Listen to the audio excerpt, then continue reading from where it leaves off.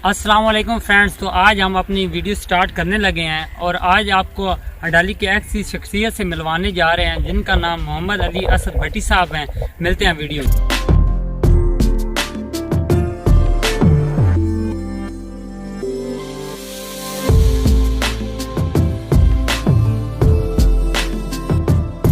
ये लाइब्रेरी आपने कब बनाई और आपकी लाइब्रेरी बनाने का मकसद क्या था?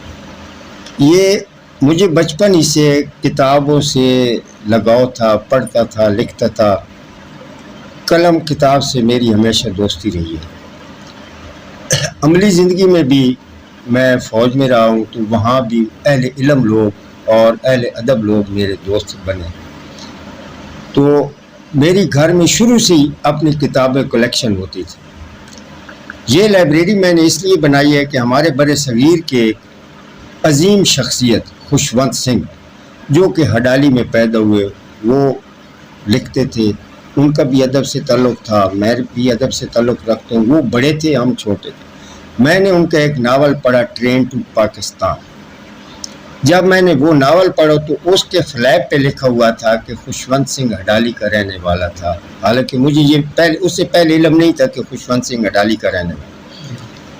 तो मुझे ये एहसास हुआ, मैंने ये महसूस किया, यार इतना बड़ा आदमी है, इतना अजीम लिखारी है, तो ये हडाली से रहने, तो ये तो हमारे लिए बड़े एजाज़ की बात है। हालांकि खुशवंत सिंह की शख्सियत के हवाले से वो मुतनाज़ा भी रहा है, बहुत ज़्यादा मुतनाज़ा भी रहा है, लेकिन उसकी कुछ बातें ऐसी थी कि उसमें उसने बुनियादी किरदार अदा किया। तो मैंने खुशवंत सिंह को ख़त लिखा कि जी आप हडाली के रहने वाले, मुझे बड़ी खुशी हुई कि आप हडाली के रहने वाले हैं, तो मैं आपसे बातचीत करूँगा, ख़त किताबत आप मेरे साथ रखिए। उसने मुझे उसका जवाब दिया, तकरीबन 1 महीने के अंदर उसका ख़त का जवाब। उसने कहा जी मुझे बड़ी खुशी हुई कि मेरे साथ हडाली के किसी बंदे ने रब्ता किया है, और उसके बाद उसका और मेरा दोस्ती का एक सिलसिला शुरू हो गया। उस ज़माने में ख़त किताबत थी, टेलीफोन नहीं थे ज़्यादा, PTCL होते थे, वो भी सरकारी कहीं या घरों में होते थे। ये किस सन की बात है? ये सन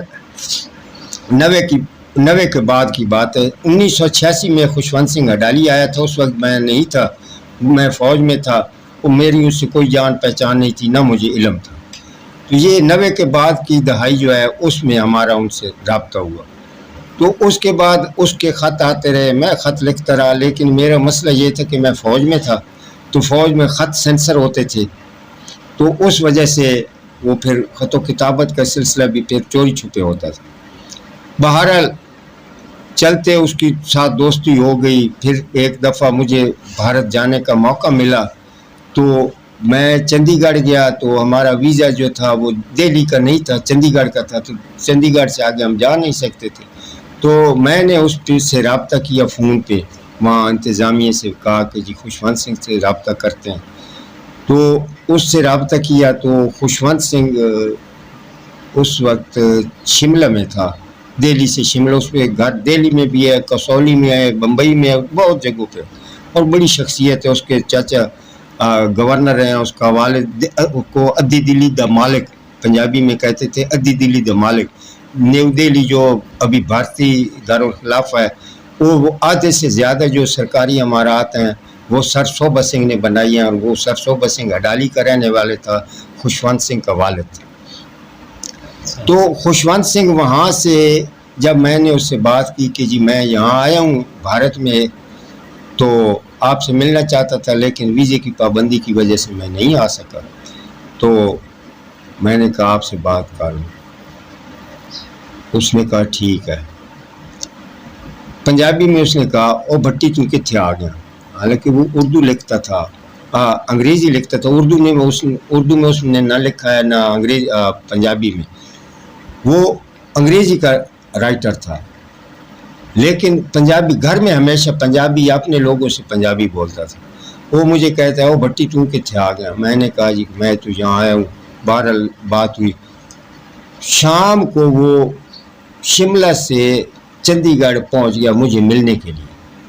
वहाँ मुझे मिला, उसके साथ वो थे उसकी 2-4 आदमी जो थे। वहाँ अमृता सिंह है, उसकी खुशवंत सिंह की भतीजी, वो भी اس کی بھتیجی ہے. بہرحال وہاں وہ مجھے ملا. اس کے بعد پھر اس نے خط و کتابت ختم ہو گئی, فون پہ رابطہ ہوتا رہا. اس نے مجھے نمبر دے دیے, موبائل نمبر دے دیے. اس وقت موبائل آ گئے تھے, تو اس کے بعد اس سے میرے موبائل کو 20 مارچ 2014 کو, یہ میرے لیے ایک خاص دن ہے. کس لحاظ وہ اس لحاظ سے کہ 20 مارچ 2014 کو میرے بیٹے کی شادی تھی. عبداللہ نام ہے اس کو, اس کی شادی تھی.